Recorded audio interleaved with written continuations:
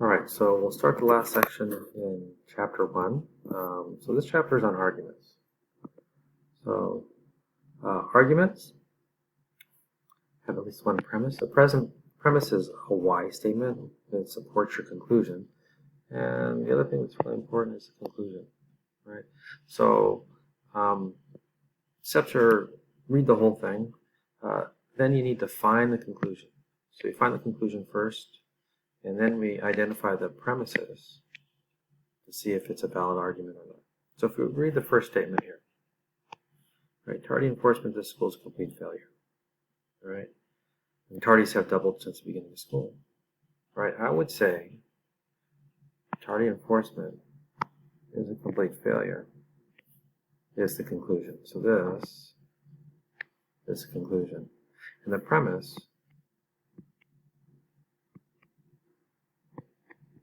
is that tardies have doubled since the beginning of school. So I'm making an inductive argument here, right? Because this has happened, right, then that's the problem. Okay, you can look at the next one. It's wrong to take the life of an innocent animal. The dairy industry sells cows to the beef industry, so it's wrong to drink milk. All right. I would argue it is wrong to drink milk is your conclusion. And it has two arguments here, right? It's morally wrong to take the life of an innocent animal. And then the dairy industry sells cows for slaughter. So there's two premise statements and one conclusion. Right?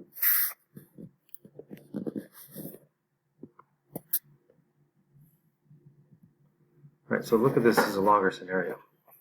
So John and Nancy Jones have a 2-year-old son who suffers from incurable disease. For religious reasons, the parents refused to treat their son with modern medicine. As the child got sicker, doctors informed the parents to treat their son or he would probably die. Shortly after, their son did die, and the parents were charged with manslaughter and arrested. Were the Joneses wrong to refuse medical intervention for their son? So the legal argument, regardless of what faith or religion the Joneses do, they let their son die. Right? According to any moral outlook, the care of a child by a parent is a fundamental obligation. Above all other concerns, the parents have a duty to ensure the health and safety of their child and use whatever means necessary to most likely secure those benefits. In other words, allowing the child to die when the death of a child could have been prevented is morally reprehensible. The Joneses, therefore, are guilty of a shockingly immoral act. So,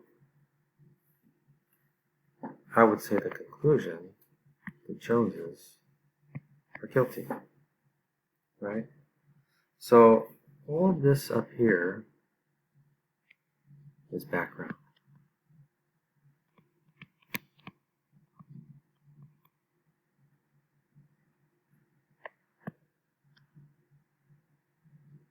So all of this up here is background, right?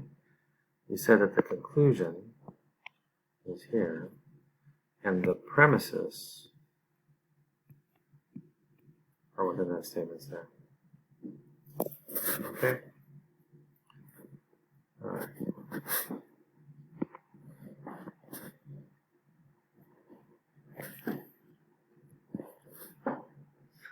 So an inductive argument gives probable support, and a deductive argument gives you facts. So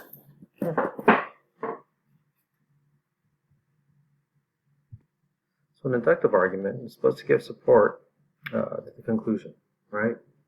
So the key word here is probable, right? So that's the key word there, right? A deductive provides facts. Right, so two types of arguments. One is probable, right? One is probable, and one provides facts.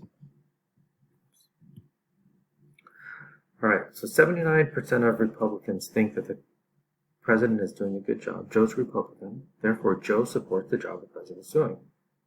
Is that an inductive or a deductive, right?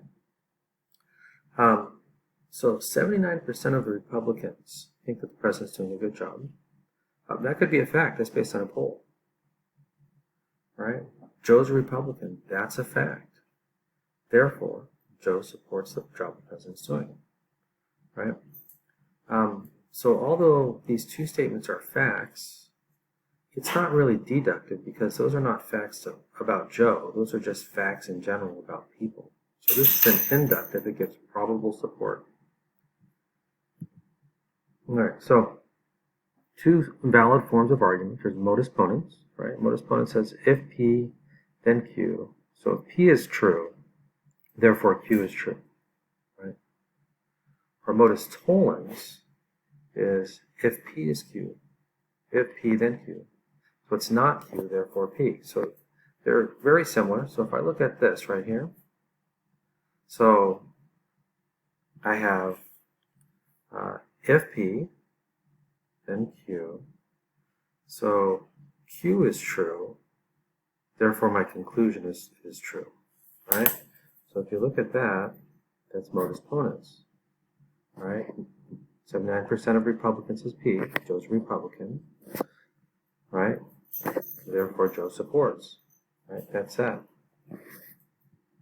If you look at this, right, this is more involved, right? So we've got all these arguments here, right? Still modus ponens. So it's probably the easiest one, right?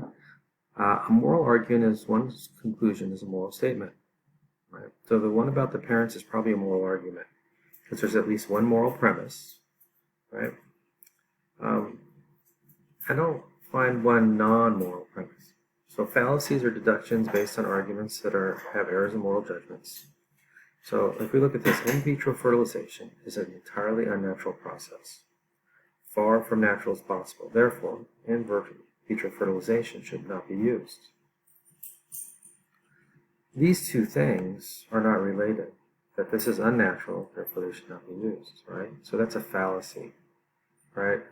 The argument's based on errors in moral reasoning, right? So moral premises can be sort of supported by moral principles, moral theories, and moral judgments, and it can be criticized. All right, pretty short today. That's done, so I'll talk to you soon.